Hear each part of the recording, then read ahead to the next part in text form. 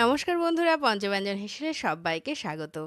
আজ তোমাদের সঙ্গে শেয়ার করার জন্য একটা দারুণ মজাদার একটা রেসিপি নিয়ে চলে এসেছি। তোমরা হয়তো অনেকেই ট্রাই করেছো, তো আজকে আমি কিভাবে করছি সেটাই শেয়ার করছি তোমাদের সঙ্গে। দেখো, এঁচোড় আর আলু সেদ্ধ করে নিয়েছি। এঁচোড়টাও মোটামুটি 80% কুক করা আছে। আলুটাও সেই হিসেবে একসঙ্গেই একটুখানি সামান্য হলুদ দিয়ে সেদ্ধ করে রেখেছিলাম। এবার এই একটা ফর্কের সাহায্যে আমি এইভাবে ঠিক এঁচোড়গুলোকে এবং আলুটাকে ম্যাশ করে নেব। এখানে এঁচোড়টাকে খুব বেশি ম্যাশ করব না, এই কারণে অনেকেই কিন্তু এখানে এঁচোড়টাকে বেশি ম্যাশ করে নাও, কিন্তু আমি করছি না এই কারণে যে আমার কাছে কিন্তু একটু মুখে বাঁধলে বেশি ভালো লাগে।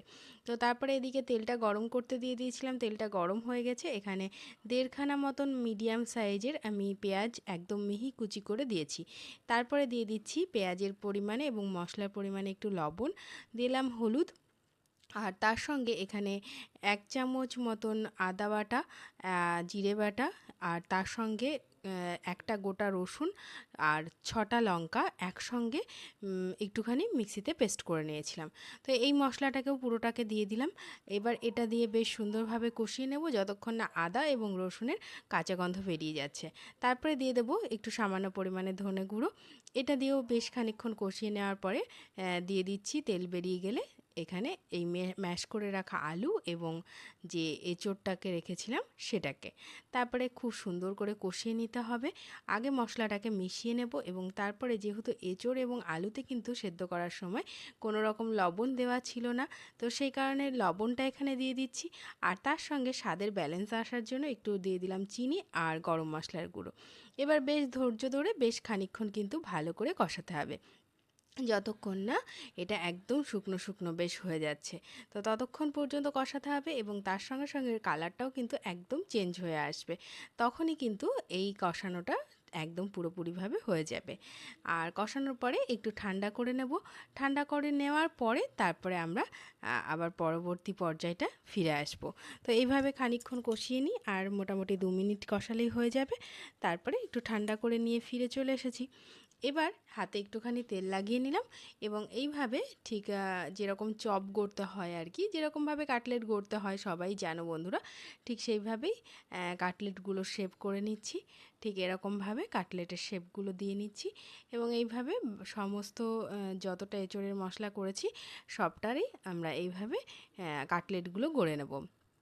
আর আগেও বলেছি, আবারও বলছি যে এঁচোড়ের একটু দানা দানা রেখেছি, কারণ এঁচোড়টা মুখে বাঁধলে কিন্তু আমার কাছে বেশ ভালো লাগে। তো তোমাদের কেমন লাগে অবশ্যই জানাবে। আর যাদের একটু মুখে বাঁধলে ভালো লাগে না তারা আর একটু ম্যাশ করে নেবে, তাহলে একই ব্যাপার।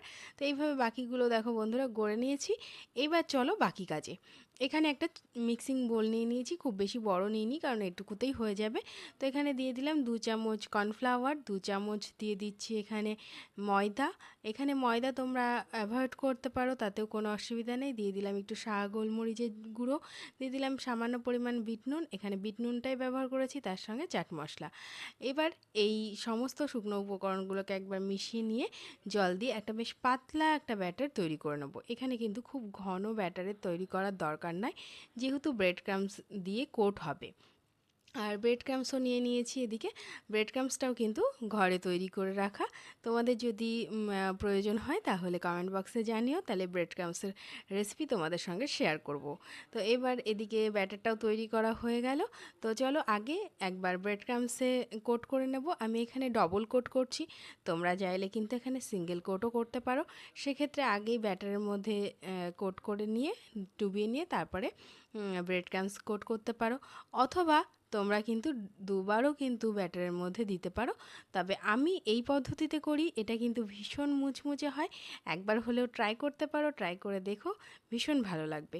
তো এইভাবে আমি সমস্ত কাটলেটগুলোকে একবার কোট করে নিয়েছিলাম, নিয়ে আবার একবার ব্যাটারের মধ্যে আমি দিয়ে আবারও একবার ব্রেড ক্রাম্বসে কোট করে নেব।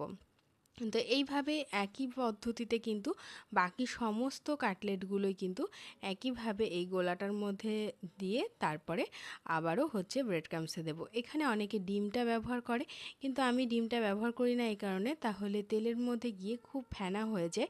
অথবা এখানে হোয়াইট অংশটাও কিন্তু দিতে পারো বন্ধুরা, তো সেটা তোমাদের মর্জি অনুসারে তোমরা করবে।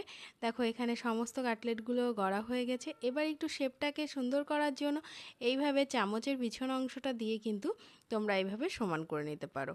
আর সমান না করলেও কোনো ব্যাপার নয়, স্বাদে একই স্বাদ থাকবে, শুধু দেখার জন্য একটুখানি করে নিচ্ছি আর কি। তো এইভাবে একটু সমান করে নিচ্ছি চারপাশটা, তাহলে দেখতে সুন্দর লাগবে। একটু চৌকো চৌকো শেপটা করে নিলে দেখার সৌন্দর্যটা অনেকটা বেশি হবে। তো এইভাবে বাকিগুলো সব করে নিয়েছি। এদিকে তেলটাকে গরম করতে দিয়ে দিয়েছিলাম, তেলটা গরম হয়ে গেছে। এবার আমি এই খুন্তির উপরে বসিয়ে এগুলোকে ছাড়বো। তাতে কি হয়, ব্রেড ক্রাম্বসটা খুব একটা খুলে যায় না।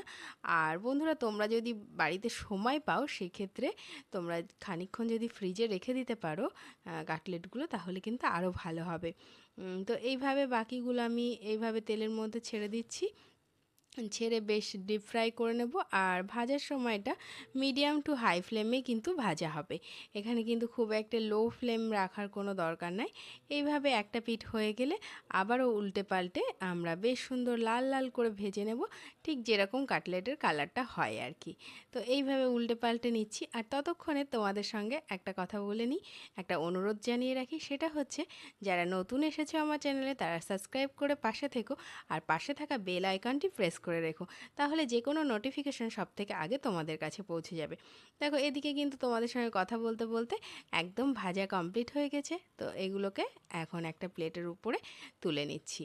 তো এইভাবেই কিন্তু তোমরাও বাড়িতে কিন্তু এই এঁচোড়ের সিজনে অবশ্যই এই এঁচোড়ের কাটলেটটা অবশ্যই ট্রাই করে দেখো, অবশ্যই ভালো লাগবে। একদম মানে একটা ইউনিক ধরনের একটা রেসিপি। কাটলেট তো আমরা অনেকেই খেয়েছি। তো এইভাবেই কিন্তু আমরা আবারও বাকিগুলো ভেজে নেব।